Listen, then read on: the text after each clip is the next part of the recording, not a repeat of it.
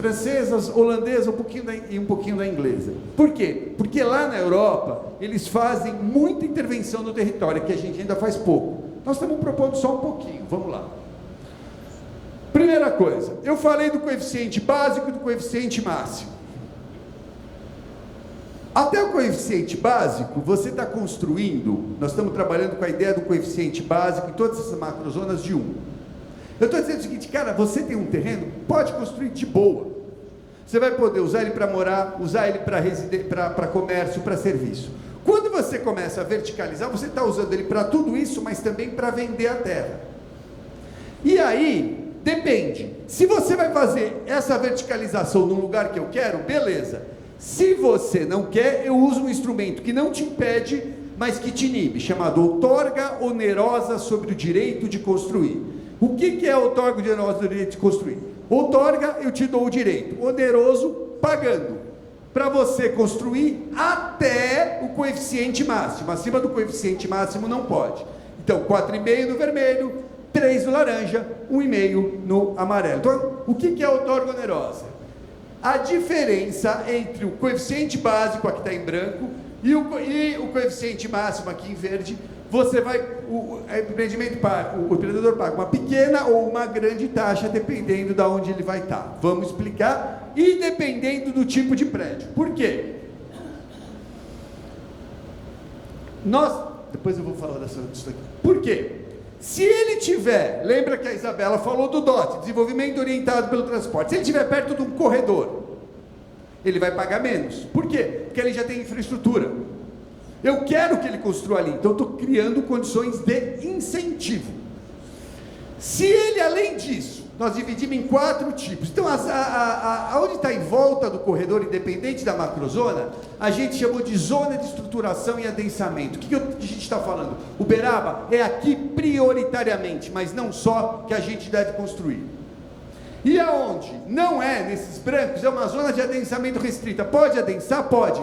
Pode subir igual? Pode, mas aí você vai ter, como você vai construir num lugar que vai causar mais confusão, você deverá ter uma taxa maior de outorga. Outra variedade. Eu tenho 4 grandes tipos de empreendimento.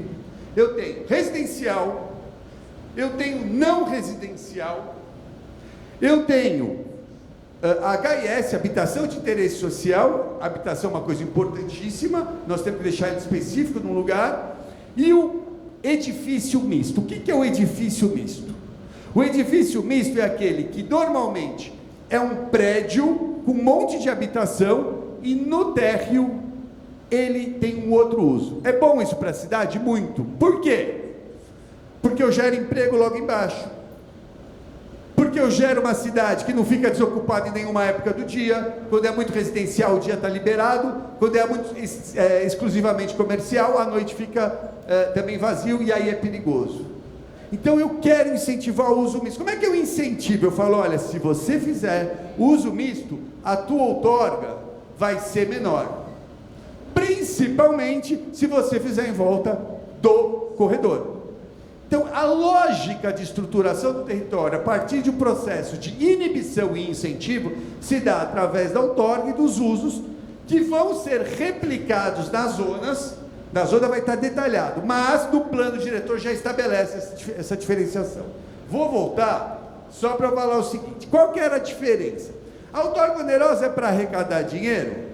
É também, mas não é o principal papel. O principal papel da outorga onerosa é para estruturar o território. Ela vai arrecadar mais dinheiro de quem quiser fazer a cidade crescer para um lado, que não seria o ideal. A pessoa pode, mas ela vai ter que passar por esse papel. A outorga onerosa já existe na lei de vocês, mas a lei de vocês considera o valor da terra da planta genérica de valores. Qual que é o problema? Eu não estou falando que eu quero construir em área central. A área central não é mais cara? Se eu considerar o valor da terra, eu vou estar dizendo, olha, eu não construo aqui no centro.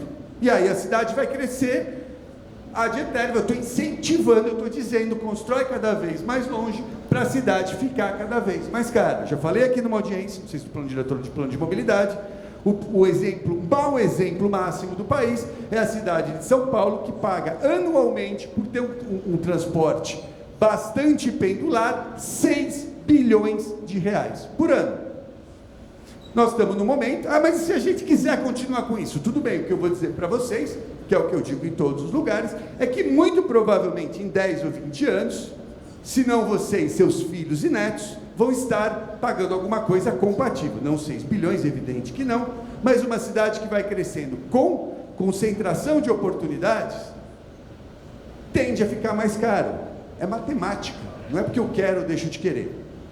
O Ulisses não vai querer muito aumentar, mas vai bater no gabinete dele toda uma pressão, porque é o primeiro lugar que bate é na mobilidade, tá? Então, dependendo do que se decidir aqui, Ulisses, você tem um grande problema pela frente, tá? Ele já tem, né? Ele já tem. Então, olha, os dois aqui, vão até com eles, se vocês optarem por um crescimento assim, é com eles que vocês vão brigar, porque está cara a passagem. Vamos lá. Bom, então, o que aconteceu? Só para dar um exemplo. Numa área central, isso aqui é real, tá? A gente pegou um lugar onde o metro quadrado era 2.000. Aplicamos a fórmula vigente. 567 mil para fazer um empreendimento onde eu estou falando, poxa, constrói lá. Aí o empreendedor vai falar, obrigado, você está me dando 567 mil para eu fazer? Eu não estou incentivando, eu não estou usando isso como um instrumento efetivo de organização territorial.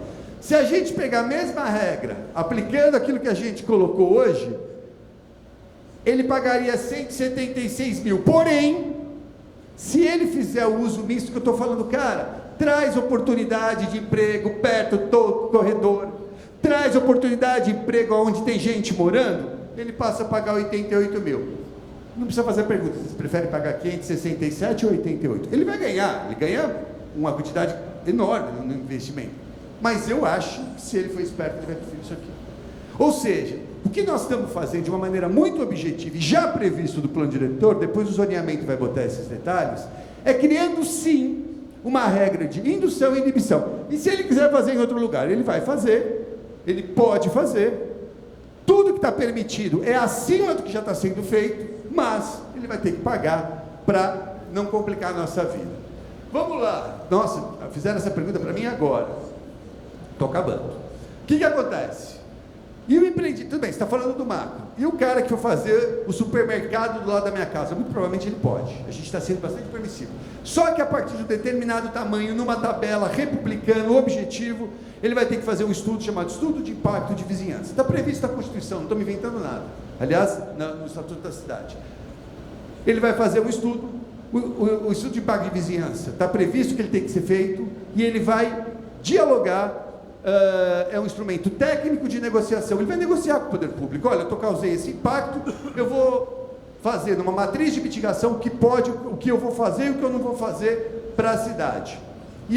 Só que isso é feito de maneira clara, transparente e tranquila. Pois bem, hoje me perguntaram, se vier um cemitério? O cemitério vai fazer um waiver.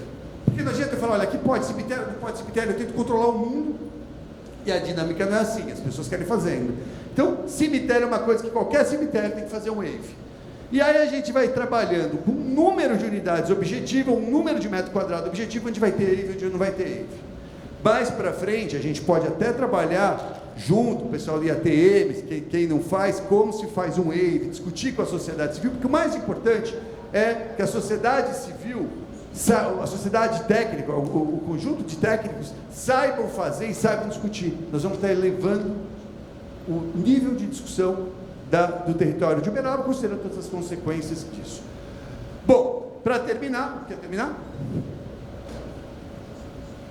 Para terminar, então, a gente vai só falar rapidamente, que já falta só um minuto, acho que já até acabou aqui o nosso tempo.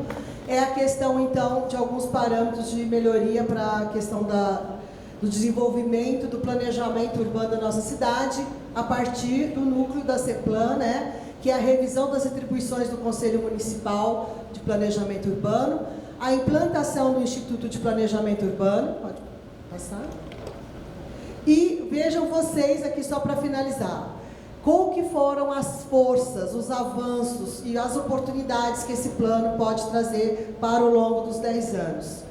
Né? Modernização dos instrumentos urbanísticos e realização e efetivação, de fato, né, que tanto investidores como o poder público possam usar, né, esses recursos para